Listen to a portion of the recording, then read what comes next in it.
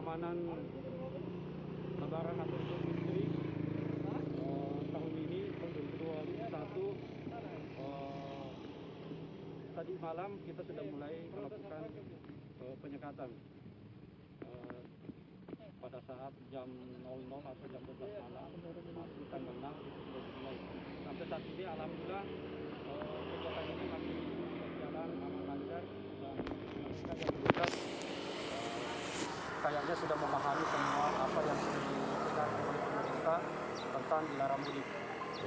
Pak, apakah ada pengguna jalan yang kedapatan melanggar, Pak, atau diminta untuk memutar arah, Pak, karena tidak membawa kelengkapan tertentu, surat tertentu? Oh, sampai saat ini tadi ada satu kita suruh mutar karena tidak memiliki dokumen sebagai syarat untuk melakukan perjalanan ke lintas kabupaten yang ada di Sulawesi Selatan.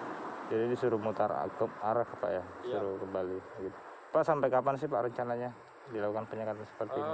Untuk kegiatan ini mulai tanggal 6 Mei sampai tanggal 17 Mei rencana. Rencananya Pak. Iya. Oke. Ada berlaku besar untuk pengendara motor roda 2?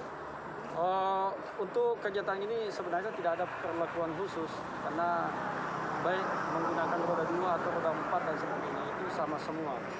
Cuma kalau memang tidak dilengkapi dengan persyaratan atau administrasi yang sebagai surat tugas,